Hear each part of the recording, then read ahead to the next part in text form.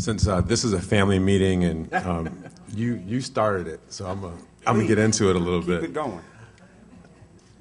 I think we do a very good job as a community with young people, the age of some of the folks who came into the room. We do a good job with students. We do a good job once you get to be Alicia's point or you get to be our point where you've made some accomplishments in your career and then you re-engage. And then people have to treat you with respect and have to be mindful. But I'll say this. If it wasn't for benevolent white people and black women, I would not be sitting here. If it were up to the generation of black men that were ahead of me, I would not be sitting here. Because in almost every instance where that conversation was had, I was told, it's not your time, wait. And there is a generational difference. Now I'll say this so let's be constructive for a second. We sit on their shoulders. And I used this analogy yesterday in another panel. We sit on their shoulders, much like children who sit on their children's shoulders, or children sit on their parents' shoulders at a concert. Your parents are being jostled, they're having their foot stepped on, people are elbowing them in the ribs, they got scars and bruises that you don't have to have because you're sitting higher. But because I'm sitting higher, I may see some things that you may not see. So I need to appreciate the fact that you're taking those blows and getting those elbows from me, but you should appreciate the fact that I'm seeing things that you don't see. And my perspective may be a little different. Doesn't mean that my goals are different. It just means my perspective is different, and what I think ought to be done may be a little bit different to achieve the goals. So I think in particular, we need to find a way to get older black men and younger black men together, and some sort of mentoring. And that may exist on. I'm not a woman, so I haven't experienced that from that side. In some sense, there may be a generational difference. This goes back to seeing things differently. I don't expect there's only going to be one black person when I get to wherever it is I'm going. I expect that any black person who is qualified is going to be able to sit wherever it is I'm going, and if they're not, if I'm sitting there, I'm going to advocate for them to make sure at least they have a chance to be heard, but I don't have any desire to be the only black person that's sitting there. I don't want to be it. I want to have somebody who I can go and sit and have lunch with and talk trash with after it's over. And me and my peer group and my friends, we spend a lot of time reinforcing each other and trying to hold each other up. And so I think going into the next generation, we've also, one of the things I'm most proud of are the young people that I've hired, whether I was deputy communications director for Al Gore, and I hired African Americans to be press secretaries all over the country, or whether in my own firm, when I've hired people to come into my firm, black men and women, to do jobs, to make sure that there are younger people who are hungrier than I am, or hungrier and ready to move up. And I hire people who are not going to be satisfied sitting where they're sitting a year or two from now. I want people who are going to move past me. And let me deal with that, because I think one of the other issues that we're dealing with, not just as black folks in politics, but period, is this issue of accountability. So holding people up is one thing, and encouraging people is one thing, but how do we hold people accountable? And I'm going to make some people uncomfortable, but we got to deal with this the right way. Negroes knew that Kwame was messing up. Yep, that's right. No, seriously. They did, you're right. Before That's right. the law got involved. That's right. And the question is, why was there not somebody there for him, like there wasn't somebody there for Michael Vick, like there often isn't somebody there for people, once we elevate, to hold us accountable instead of people that just want to be on the gravy train? Exactly. How do we institutionally create opportunities to have family meetings where we can pull people in to say, look, they coming, and you got to get this together, and we're going to help you do it? Let me just, I know you're going to go to somebody else, but let me just offer this. Sophia, let me have some gender balance. One quick point is you've got to be, all right. If you have the front end mentoring to help you get in the position, that gives you the credibility to come back when you're in the position and say, you're messing up, you got to fix it. But if you didn't help somebody get there, it's hard for them to listen to you after they're already in the spot on their own effort. Let me say this. One, I agree and I appreciate the remarks you made, because you're absolutely right. I concur that my career, white men, God, it pains me to say this, but it's true. White men have been more helpful to my career advancement. Black women have probably been the most detrimental. Older black women not my peer cohorts. We have a different way of thinking, I think, as you can tell on this panel. We look at the bottom line, how can we network, how can we build, how can we get it done? There's a big attitude of those who I will say over 50, like probably 50, 55 years old, who say, I had it really hard when I was coming up. They did me really wrong, and now you're going to go up the same way I came up. And we talked about this earlier. It's the paying your dues thing. Instead of the way white people look at this, and they're a lot smarter, they help their young. If you go up to Capitol Hill sometime, I worked there my first time. I was 13, 14 years old and have worked on the Hill many times. The white kids, their parents donate to the campaigns. They're the interns. I mean, by the time they get to the White House at 30 years old, they're chief of staff of something. They're running agencies. The young man, and the chairman knows this true, there's a young man who runs Homeland Security. The chief of staff's a young guy that's only 30 years old that is, he was the president's what they call the butt boy. I don't know if you know, that's not a nice term, but what that means is that's the guy that follows the president around and kind of makes the... gets his coffee, gets his clothes, does all that kind of stuff. They elevate them from, I can't tell you how many are walking around with not the same degrees as you have, not the same credentials as you have, but they're getting opportunity because their folks make a way for them up the ladder. Now, as someone who created an organization for professional black women, and people ask me all the time, well, why do professional sisters need help? We need a lot of help. I have an organization called ALC. It's and we're going to hand out some information to you later, but it stands for I Am My Sister's Keeper. I started with 20 sisters in my living room back in May of 2004. We were all in corporate America, all lawyers, whatever, and we're like, we have no mentors, no guidance, we have no help. And the older black women who are in these companies, we go to them, they won't talk to us. They're afraid. They're like, I can't get involved in that. I can't rattle anything because then I'll lose what I got. And so I'm trying to, as someone who's on the ground with this, both from a political standpoint and from a social standpoint, I need to say to you young people out there, I'm 40 years old, I need to say to you young people out there that there is still rampant racism in this country. It is rampant, and it is rampant in corporate America, it is rampant in law firms, rampant in industry, and if you go to any major corporation that's not headquartered in a place like Washington, D.C. or Detroit maybe, where you'll have more of an African-American mix of folks, go look at the statistics. They're still the first or maybe the second. There may be one black or two or three. We're walking around with a lot of degrees and a lot of knowledge, folks, but we're not getting the positions, and a lot of it has to do with we're not pulling each other up. We're not mentoring. And what my brother said, Jeff, you're absolutely right, and this goes back to being in church. Since we're having a family discussion, let's have one. Accountability starts with your faith and with the way, you know, as my grandma would say, she's here, you got to be raised right. And, you know, we need to get back to some of that stuff, folks. We've gotten a little too corporate, a little too savvy, a little too BlackBerry, a little too smart. Let me interject, because we messing up in the church, too. And so I agree. Let's deal with this from a pragmatic standpoint here, because I know as many of us, and I say us, who have messed up while we in church as those who don't go to church. And so pragmatically, how do even in the church do we get brothers to be accountable to other brothers who... Well, Jeff, understand when I say church, I'm on a spiritual level, which is the church. The church is... I'm with you. What you carry in yourself. I mean, yes, there's a corporal body, a meeting, but yes, we're all human, so we all sin and we all fall short. But I'm talking about a sense of accountability of yourself, self-accountability. You know when you're not doing right. You know when you didn't help somebody. You know when you should have said yes and you said no. Just be accountable and do the right thing. I'm not trying to be flippant here, but it's really that simple. And watch what they do and how they mentor and help and pick up the phone. And I've also seen this. When black people get ruined, they get ruined for good. When they blackball you, you ain't coming back for a second opportunity. I've watched... Unless you're Marion Barry. Well, exactly. Well, but again, that's true. But I'm talking about... And I'm saying this... Keep it real. I'm saying this as a compliment to our Caucasian brothers and sisters. They know how to, look, they built this thing. It's been lopsided. There's been affirmative action for the other side for a long time, and I know folks don't want to deal with that, but it's real. The reality is that we need to, as the chairman said, we have some black folks in powerful positions in this country, in industry and politics, and they won't help. They won't do a thing to help. We need to hold those folks accountable. You talk about accountability. But let's also deal with the fact that white folks also cover stuff up. And so there's some inferences with what position of power you're in to be able to make something go away.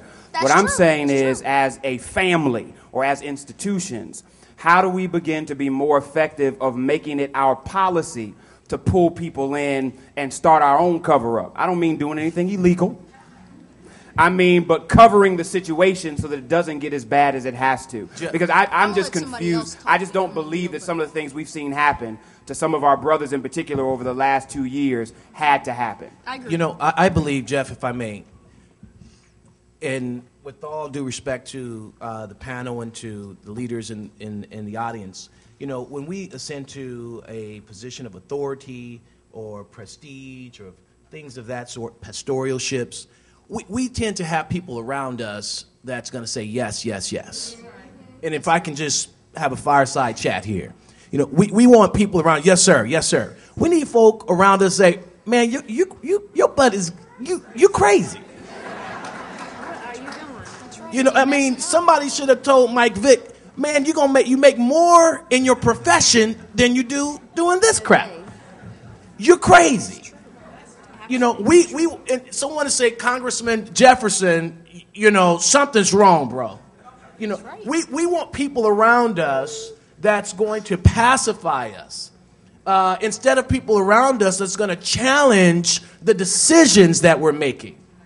And whether it's in the home, whether it's in school, whether it's in your respective professions, in your offices, we need people. I don't want people around me that's not going to challenge the decisions that I make. Because I don't want to feel like I'm the only one that has the answer. That's right. And that will ultimately lead to my own demise. If you can't challenge me, whether you're my chief of staff, whether you're my secretary, whether you're my mom, my brother, whether you're my friend, if you can't challenge me, I don't want you around me. Hey, Jeff. And Lydell, I want you to answer, but then I want you to build on this, and then we're going to open the floor to discussion, because I know that there are a lot of questions, and I want to give time to get to them.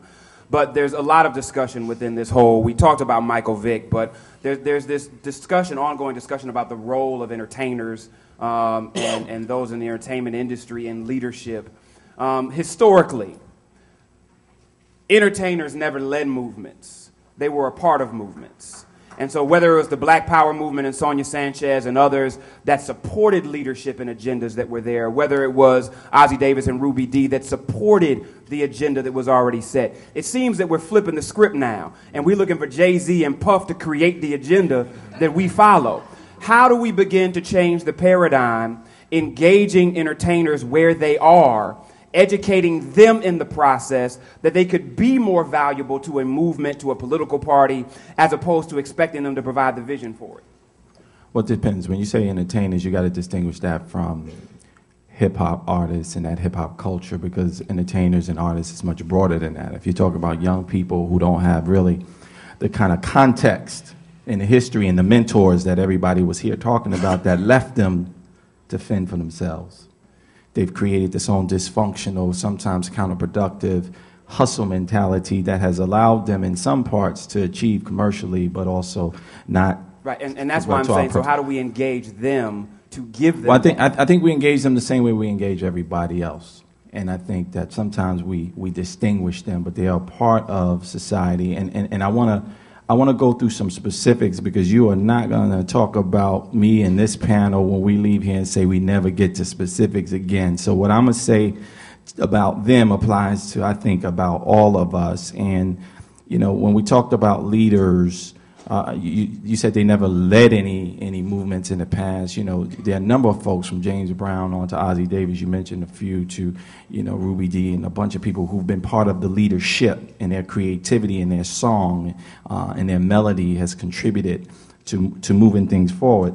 But I just want to go through some of the strategies for them and for us, and then I'll yield. The first, obvious, is what Sister says, and we all agree. You got to have faith.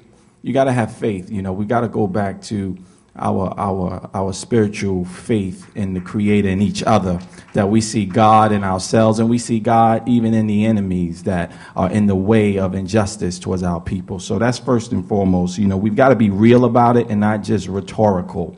We don't necessarily have to be congregational, in my view, but you have to be really real about faith. and how that faith works and doing right by others. We have to seek elders for counsel. Period. On whatever level, we have to seek elders for counsel. Whether they reach back or not, you have to seek them. There's a very, very prominent person, and he's given me his permission to use his name on occasion. His name is Dick Parsons. You know, I must have called Dick Parsons when I was a young lawyer about maybe 25 times, and he never returned my call.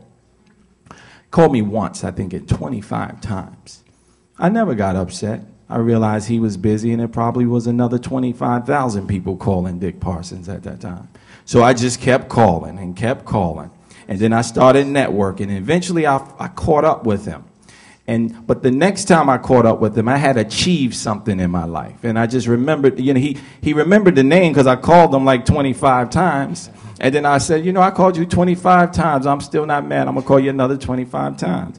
Well, it was that 26th call that led to something. So I say you just got to be persistent in what you do and seek your elders and models. You have to have a model. And for the young people, please take out your pen because I want you to really write this down. You have to have a model, a series of models and role models, someone that you've researched that you think can help give you a picture, a vision to where you go. You'll navigate your own path, but you need a map. So you need to seek elders and counsel and have a model. Please try to become an expert in something. Our people, we like to generalize and we like to articulate. But at the end of the day, we're in a specialized society and a global economy. You have to at least become an expert in at least one thing where you become valuable, where they look at that face and they see something that's uniquely suited to you, that they know they can call on you because you bring something definitive to the table. We have to become an expert at least in one thing, and then you can go on to your second and to your third. We have to seize the opportunities. We will not leave here today and not talk about $700 billion that they are negotiating right now and what the consequences of that means to our economy, to our community, and to economic opportunity on both sides of that. So seek opportunities and expertise in whatever you do. We have to accomplish something as an organization, as a people, for momentum. Once you get your expertise, you and your group or who you are, you have to identify something that you can clearly say you accomplished or your organization or your group accomplished so that people will even believe in you. So you can have credibility. So you have to identify a target or two, and you have to nail that target down for your momentum. 4, you have to move in teams and groups and packs now. We're not the first generation to accomplish anything. We shouldn't want to be. Thank God that was the civil rights. We standing on their shoulders.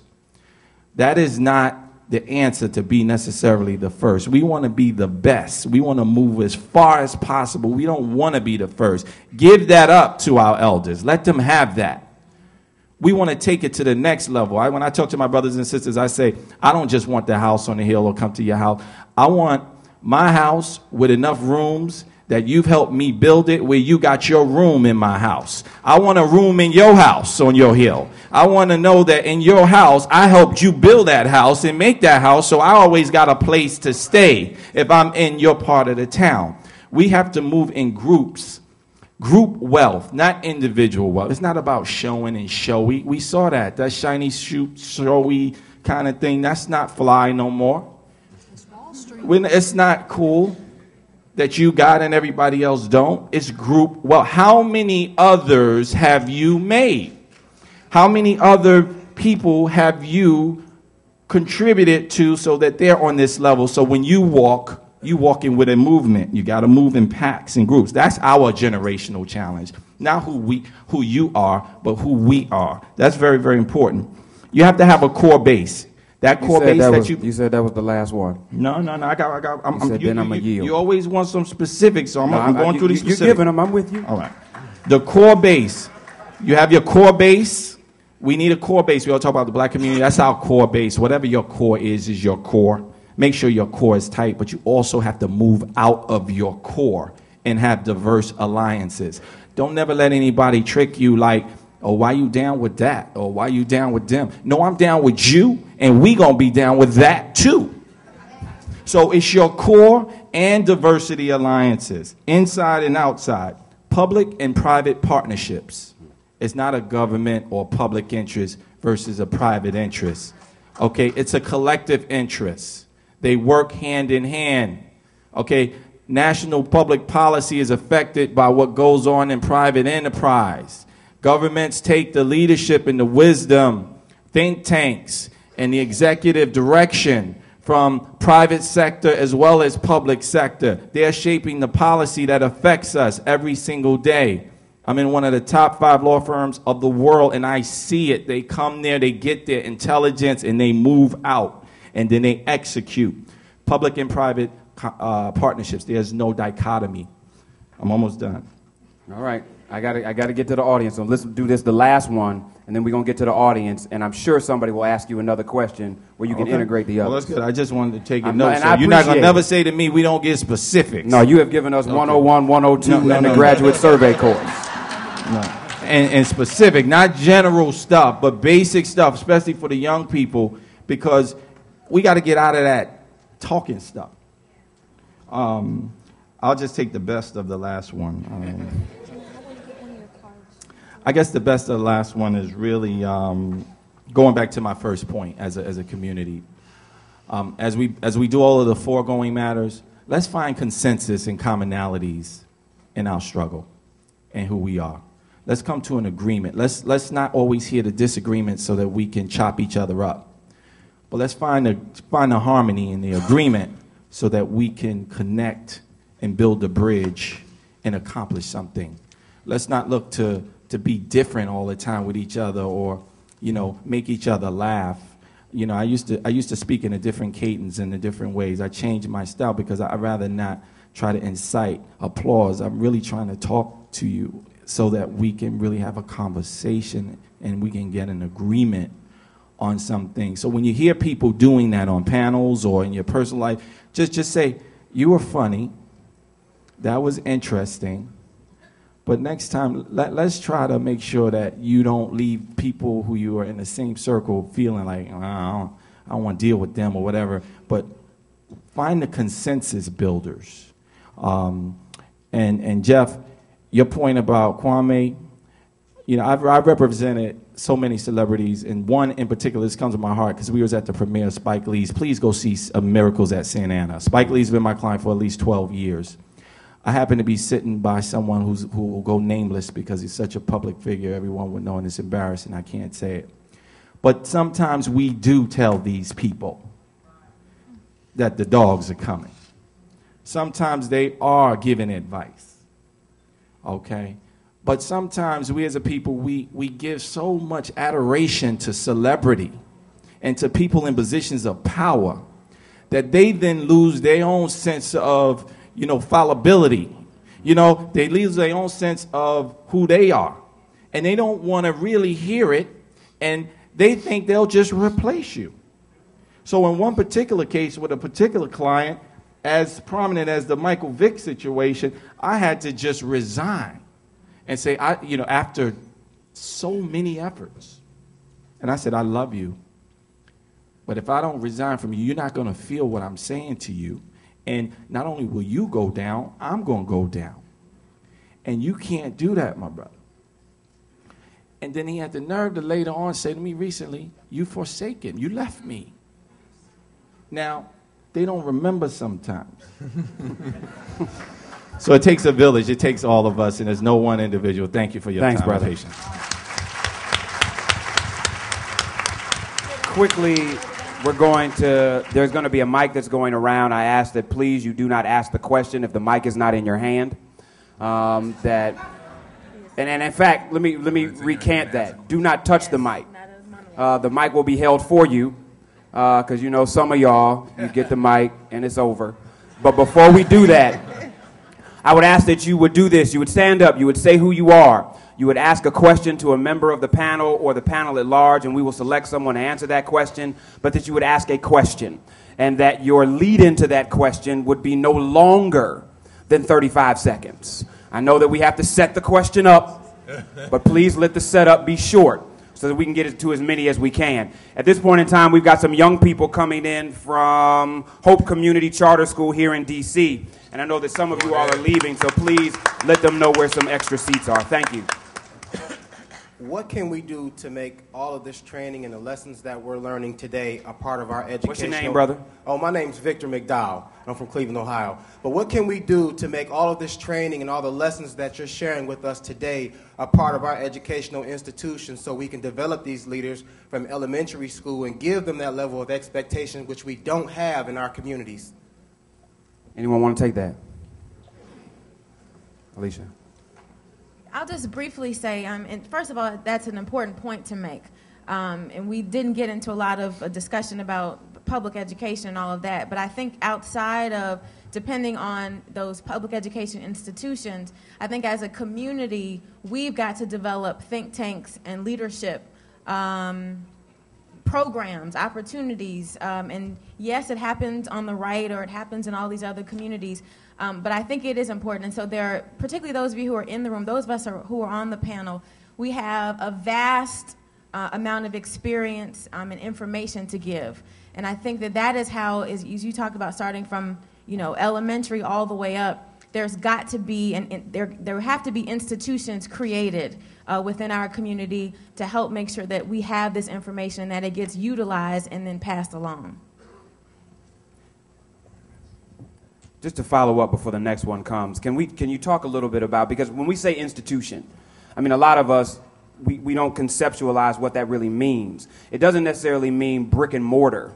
Can we talk a little bit about how the beginnings of institutions start? So as people leave here, they're not thinking, I got to have a $100 million endowment and a building on Pennsylvania Avenue to begin an institution. What are the small things that people can do to start those processes? Sophia?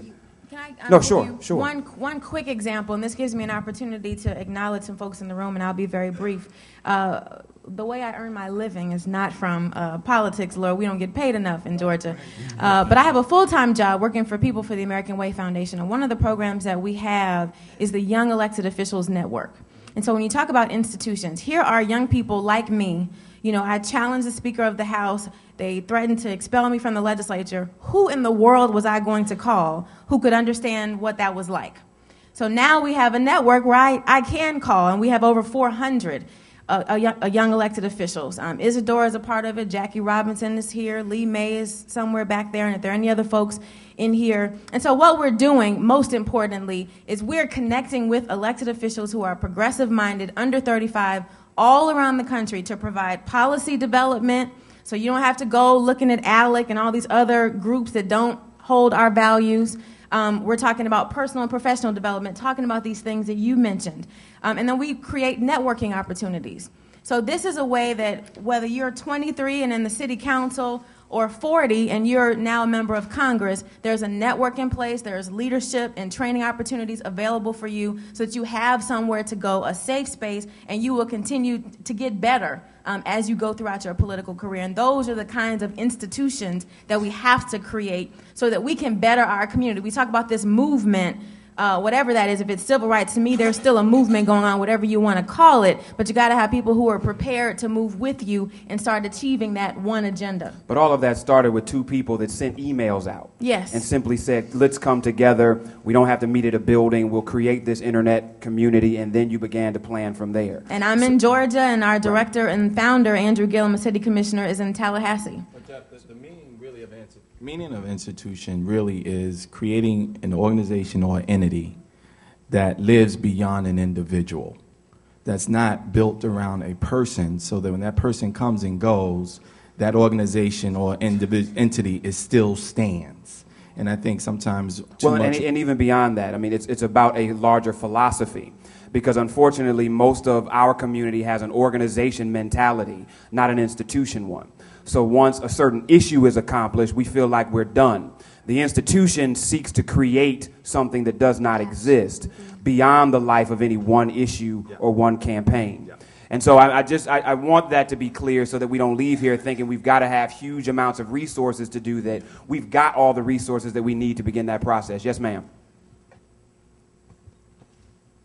Hi, my name is Nicole King Campbell. I'm from New York, but I live in Maryland. I'm a nonprofit consultant.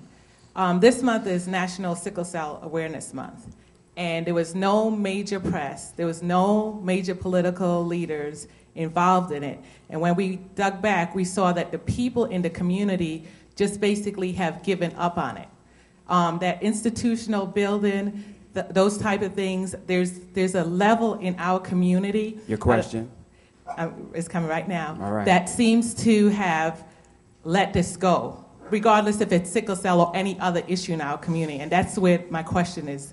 When are the major national organizations, the NAACP, the Urban League, all of them going to come together at one table with all the sororities and our professional organizations and deal with the issues such as our health disparities at one table, and such as getting people out to vote this election? We need them to come to one table, and they should be meeting every Anybody week. want What's going to to deal be with done? that question, Sophia? Well, I'll try to answer the question by going back to your first question, which is how do you create organizations and institutions? You talk about sickle cell awareness, and that's a huge issue in our community, and I'm disheartened to hear that people seem to be disinterested. But to the point, which I think will help you going forward, which is this. First of all, I hear a lot of, we're still relying on the traditional organizations to make things happen. And all of those organizations have their place. I mean, without the NAACP, et cetera, none of us would be here. That's just a fact. But now, as the chairman said, we're in the 21st century media, 24-hour news cycle. Is email, everything's electronic. One of the things that I would say to you in building an institution or an organization, first of all, and I'm all for nonprofits, but folks, we got to start thinking for-profit. I mean, you can have a for-profit entity and have a foundation be a part of that entity. If you don't have for-profit dollars, you can't do nonprofit for good. They go hand in hand. And a lot of times, we don't understand that. The second thing is you have to create a buzz. In this 21st century, everything's email, everything's YouTube, it's a buzz. You have to find new ways to deal with old problems. Sickle cell's been around in our community for a long time. You're going to have to come up with a creative campaign to get people re-engaged, re-energized. It needs to be electronic. It needs to be internet-based. It needs to be put out there in a media way. You need to get a national spokesperson, somebody very prominent, and marry them to the cause of sickle cell awareness. It needs to be more than just a member of Congress. It needs to be Angela Bassett or somebody in Hollywood that can garner the kind of support you need. So it's all about creating a buzz. When I created I Ask Inc., and again, it was formerly I Am My Sister's Keeper, but we wanted to trademark and do patents and all this stuff to protect it. I got my law firm. I used to work at the law firm of Holland & Knight, which is, again, one of the biggest law firms in the country, and I got them to be a pro bono counsel to what we were doing because we couldn't afford the legal fees.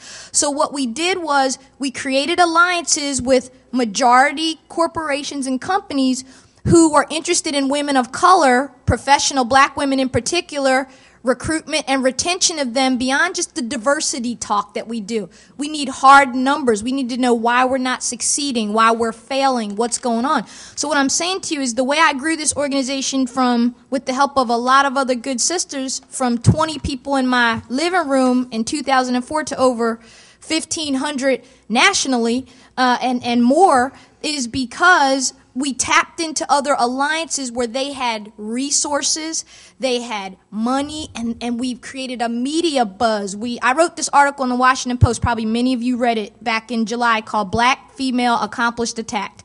And I started a major war on the Washington Post site. Over 250,000 people read it in the first 24 hours because I talked about how Michelle Obama was being caricatured on the New Yorker cover and how offensive it was to me and a number of the professional black women in this country who deal with those stereotypes every day. But I couched it in such a way that my organization was linked to the article. And so when we got 250,000 hits on the article, guess what? We got that many hits on the website. I have over 500 new sisters from around the country saying, I want to join. So I'm saying you got to marry things together. You have to create a buzz. You got to get, and then I was on CNN, and next thing I know, it just took off a life of its own from one article. I didn't plan it that way. God was good. I got lucky. My point, though, is you have to get creative on how do I get out my message to what I'm doing in a different way so that I reach a broader spectrum of people. Stop relying on the members of Congress, the NAACP, the Urban League, etc., all fantastic organizations, but they're taxed in many ways with a lot of other challenges that they're dealing with. So be creative, come up with a new campaign, create a buzz about sickle cell. It affects probably half of this room. In some way. I've got members of my family that have, on my mother's side, at least half of her siblings have the trait. So the other half doesn't. So it affects our family, but I don't know a whole lot about it, I'll be honest with you. So create a buzz, build alliances, get money. Money. You all, real quickly, we have 20 minutes left for this portion. I want us to be able to get as many questions as we can, so I need both the people asking questions and the panelists to also help. If we can keep our answers to 2 to 2.5 minutes as close as we can, so we can get as many questions as we can.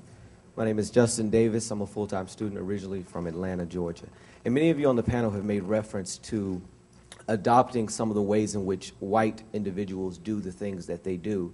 And we've made reference to looking at and their successes, but yet we seemingly contradict ourselves when we call them callous and disingenuous.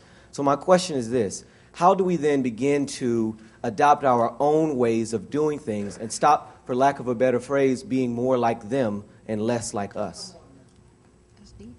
Anyone in particular like to take that question? I'll start. And, you know, the first thing I'll say is just because it's white doesn't mean it's not good, or just because white people do it doesn't mean that we should not do it. Now, same things, because black people do it doesn't mean it's bad either, and we have to find a way to figure out what's best from whatever culture it is that we're looking at or whatever institution that we're looking at and try to bring that in. The one that this point was made earlier about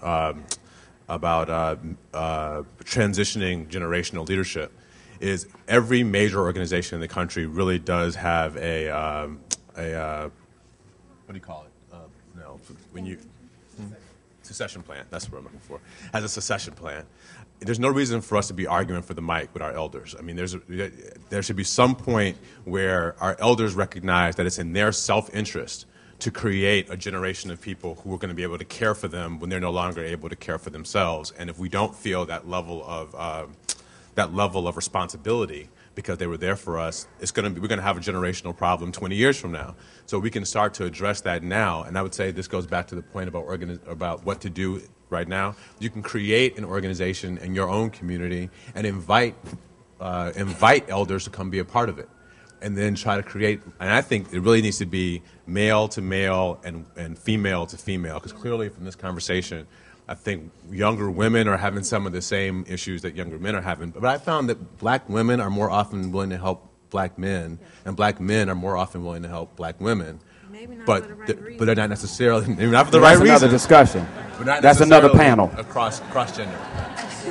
Yes, ma'am. Hi, I'm Lisa Wilmore from Howard University, and thank you. I'm a part of the Remarkable Men Leadership Conference in California, which is a conference to inspire, affirm, and encourage our African American men and put them back in our leadership positions. My question is, how do we inspire support for organizations such as grassroots as the Remarkable Men Leadership Conference in our CEOs, our black VPs, our black presidents of companies who are too afraid to be connected or to appear too connected. So my question, going this again, is how do we inspire support from those higher up who are too afraid to appear connected to the black community, to their white, superiors? Congressman? Well, as someone who's not afraid to be connected, and I think we've lost the mic, I would hope that we identify who those individuals are so we can work to get them to do better. becoming mentors is not a controversial effort. It's just that you have to find who those individuals are and give them a comfort level.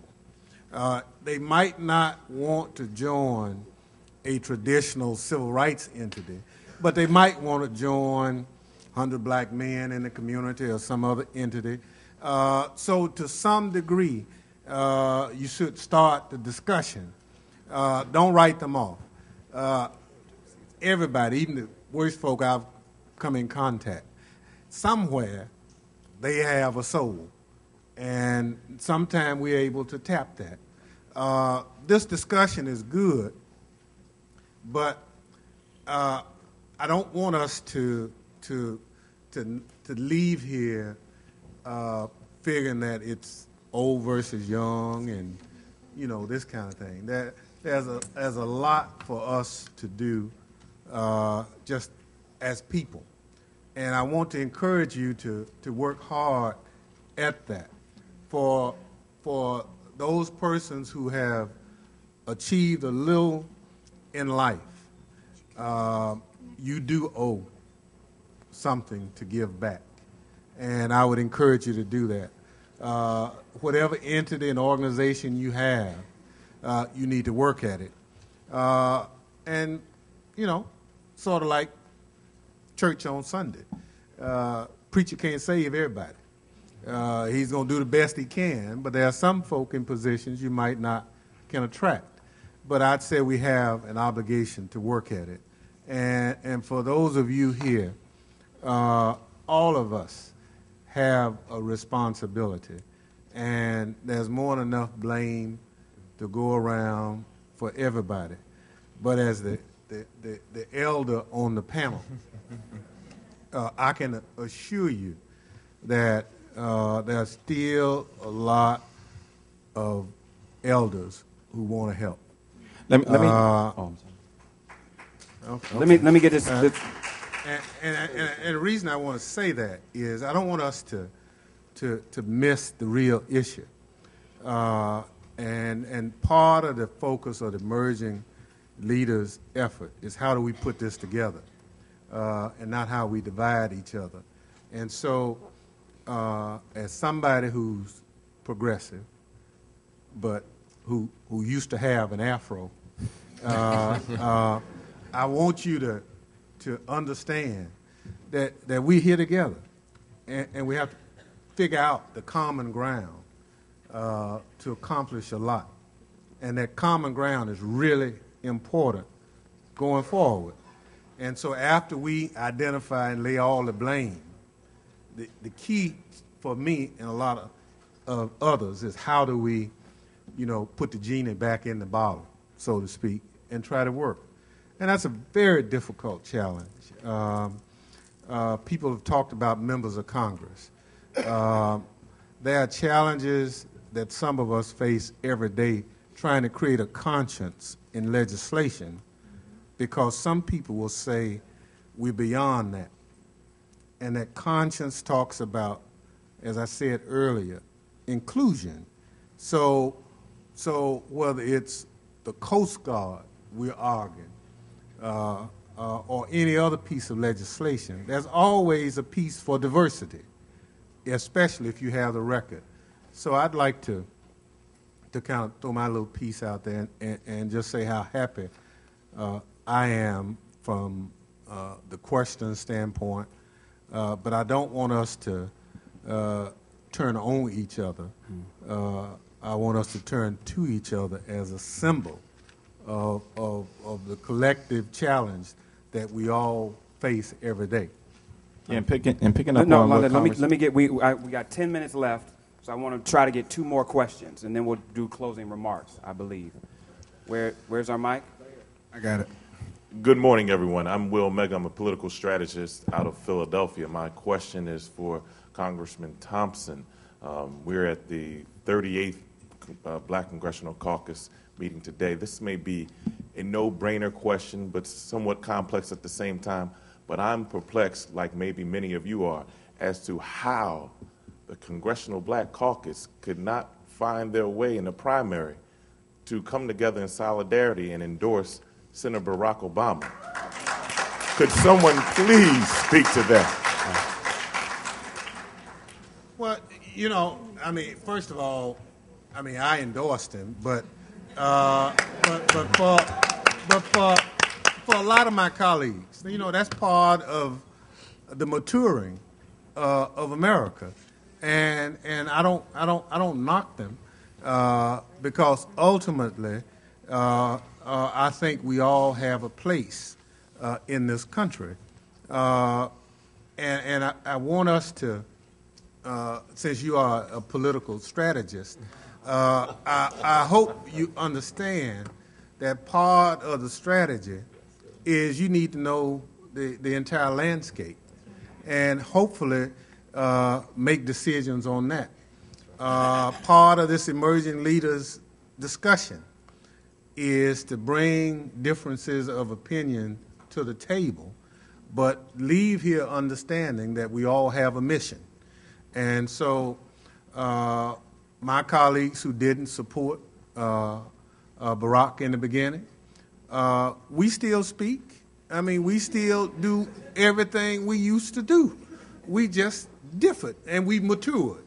And I'm happy to say that we together now. And that togetherness hopefully will take care of business on November 4th. But if he had not won, there would have been some of my friends who didn't support him, who was on the other side, that I would hold them accountable to some of the same issues that my friends are holding me accountable on the Obama side. So it's a win-win, and it's a challenge, Jeff. But we together. We can differ without not speaking and falling out. It's politics. Good morning still. My name is Elizabeth Mattori. I'm at the Excel Academy Public Charter School. It's the first all-girls public charter school in D.C., by the way. One of the things that we've all spoken about is this investment, and we have to really emphasize that. One of the best traits of our Caucasian colleagues is investing in themselves. They don't borrow from the banks. They borrow from themselves, and they owe their families. Like we need to don't we need to support like industrial bank? We need to support the public charter schools and the schools and all our small businesses, because next week it might be a totally different situation. And the question is, why aren't we doing that more? Like why can't we trust? It's like we don't trust ourselves with our own money. Well, I want to jump on that real quickly. It may appear they're borrowing from themselves, but that's not how the capital markets really work. It works through a whole different process of borrowing from a lot of taxpayers' dollars, securitizations, commercial paper that are corporate instruments that are created under the securities laws that allow for the capital markets not just to work here, but it's an international kind of economic system that's all interrelated. And it's not really white money. It's a system that's white controlled. So I wouldn't give all brilliance to any white people per se, okay? And then there's consequences to that economic system and that corporate structure, which is what we see now, what we're dealing with. So they're using a whole host of different kind of securities and financial instruments to create wealth. And it's not real money, it's paper. And then they're selling paper in secondary and tertiary markets and creating wealth and value. And when I say they, I'm not just talking about white folks. I'm just talking about that system. So it goes back to me and my point, which I said, let's become an expert in every system we can. Let's get in the game. Early on, there was a comment made by, I think, Congressman John Conyers said we stood in the way. But before we stood on the way, we got on the we got on the ships. We got in the game after we stood in the way. Now it's time to get paid and be prosperous and give back to our community. So it's not just they do it this way. Why can't we do it that way? It's a little more than that. I'll say one more thing. I gotta. Let me ask this before there's this question. I would like for the last question to come from a student, and so if there is a student here that has a question, that you would please find your way to the mic or come up here with me to ask the question. But I would love to see a middle school or high school student ask our final question, since this is the Emerging Leaders panel. Thank you, brother. Thank you. My name is Lee May. I am a young elected official, again with Alicia Thomas Morgan, and I'm a county commissioner in DeKalb County, Georgia. And my question is actually to Congressman Thompson. I know your background, but could you just kind of lay out to the audience kind of your background in coming up to the place that you are in Congress? Local government is where the rubber hits the road, and it's a great preparation for future things that you don't just up and become a congressman. So thank you. Very quickly, I got elected to my city council when I was 20 years old. I was a mayor at 23. I was a county commissioner at 29, and I was a member of Congress after that. But I went to Tougaloo College, a little small, historically black college in Mississippi. I met all the folk. I attended the Black Political Convention in Gary in '72. I'm probably the only person here who attended that convention. And I've been blessed to run up on a lot of good people who invested in me when I was young to say that we're not going to push you to the curb. And I've tried to carry that on as part of what I do every day. So for those of you who are aspiring to do whatever you want to do, I would encourage you to do it. But tack on to somebody. You know, everybody that's old ain't bad. And to some degree, they can provide you some leadership and some stability in what you do. The thing about Detroit, I think, is very significant. You need to have some folk who can tell you when you're right and when you're wrong. And I think you need to listen. Nobody's perfect, but you know you can always pick yourself back up and do better. And I would encourage you to do that. And all of us have to become that committee of one to work in our respective communities with young people. If you are somebody, become a mentor to a young person. If you have a church home, pick some young folk out of that church and start working with. They need help. There's a school in your community. You could go to that school. There's a lot that we can do. So even the emerging leaders, not the ones in junior and senior high school, but there are some of you here who could pick up that mantle and help us. The responsibility is awesome out here. And for your help, we can make it better. Thank you. Y'all know y'all don't follow instructions. It's 3. So we have 3 young people, 2 8th graders and a senior in high school. I was going to say, I would like their questions to take the place of the closing remarks of the panel, so that we can answer those questions. Y'all, I'm not trying to get the kids out the way. I'm just trying to do my job as moderator, be within time. So I would like them to ask the questions, and we'll relinquish the closing remarks. And I'm going to ask each of them to ask their questions because they're very much related, which I think is a powerful thing. Let's start here. My name is Jamel Kenny. I attend Cesar Chavez Public Policy Charter School. And I would like to know, how would I get involved in programs like the Black Caucus and be able to engage in my community? Because as easy as it sounds, it's not, because like myself, I have a lot on my schedule. Day school, night school, trying to get a job, and it's go to college, and it's not much time. It's not much time to, you know what I'm saying, be involved in getting in the computer or doing, I'm saying, is what you. Hi, my name is Wendy Byrne. I'm from Bedford Middle School in Richmond, Virginia. And my question is, how can I be more engaged in my community? And how can you mentor me? Good morning. My name is Brian Evans, and I'm also from Bedford Middle School in Richmond, Virginia. And my question was about the elders being leaders to the younger kids, because like most people I see, like the kids, they're being brought up like in different ways that's harsh, but they're still like leaders to most of the kids in school. And like, even though I know I'm probably not like, I'm probably one to maybe lead and then follow or like switch back and forth. but I wanted to ask, like, how would you think that they could be, like, more, helpful, encouraging to us? Because, like me, I want to be the SCA president of my school, but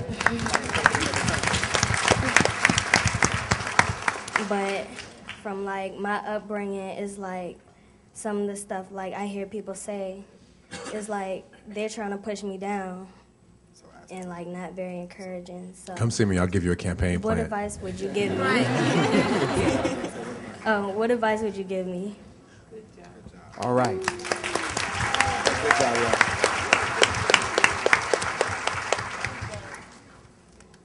Seriously, come see me. I'll give you a campaign plan. Yeah. Alicia, did you want to take that?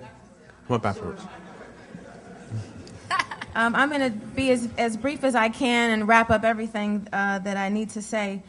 You know, when you hear those questions, and I thank Jeff for making sure that young people, really young people, had their voices heard, and it's not by accident that all three of them had a very similar question.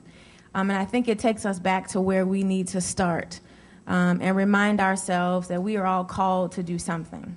And so those young people should not leave this room, and I get emotional when I think about how great the work is that we have to do. But these young people should not leave this room without somebody attaching themselves to them and to their goals. I want to share with you, the last young lady, that it doesn't matter what your upbringing is or what your mama says or your daddy says, because Lord knows, you know, I grew up in Miami, 305, Uncle Luke, all that stuff. And I'm going to tell you, my destiny, according to those who write the statistics, would not be to sit up here in front of you. In fact, my own father just swore that I was going to be a teenage mom. And so when I look at him today or last night when he was helping me put together invitations for my re-election campaign fundraiser, I know that anything is possible. And so it is not about what your background is, but it is about, as we've heard, get that model in front of you.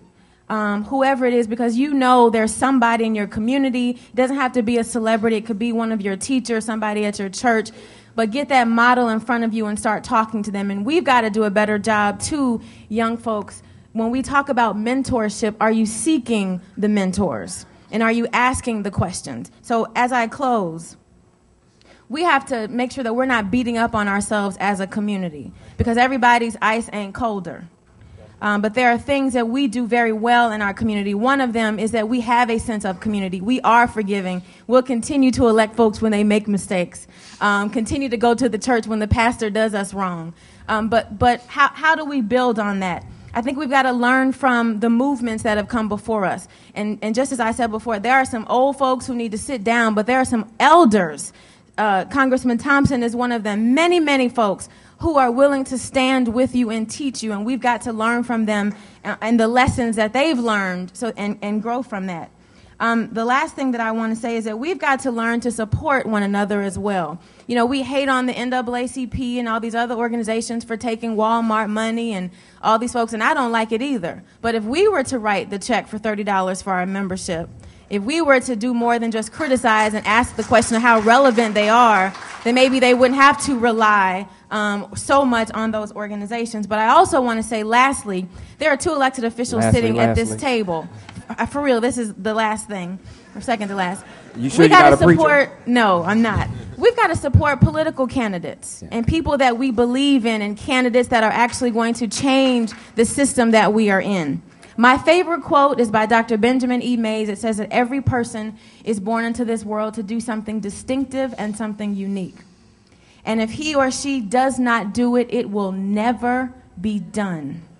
So it takes us back to those young people who are asking us to stand up for them, to be there for them, to teach them, create institutions that are bigger than ourselves. Let me do this, please, because we don't have much time left. Anybody under the age of 18 that is looking for a mentor and does not have one, stand up.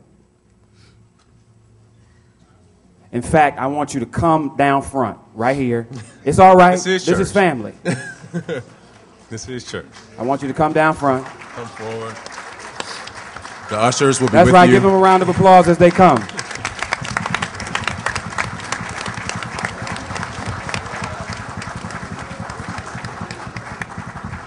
And you all try to stretch out across the whole front. Go all the way down, because I want to do this as quickly as we can. Let's just bring the baskets. Yeah, take up a collection. This is for those of you that are in the audience. And this is a very serious question and one that you have to take seriously.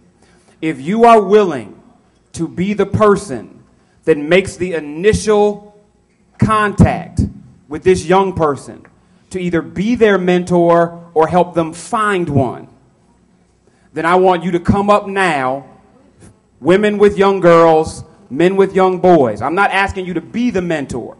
What I'm asking you to do is be the one that helps connect them to someone where they are. Because what these young people have said is, help. And we are doing a disservice if we let them walk out of here with a whole room of people that have the resources to help them find the people to be their mentors and don't do it. And so I would ask right now if you would come. I know that some of y'all are over 18. Y'all know how to go do it. I'm talking about these babies.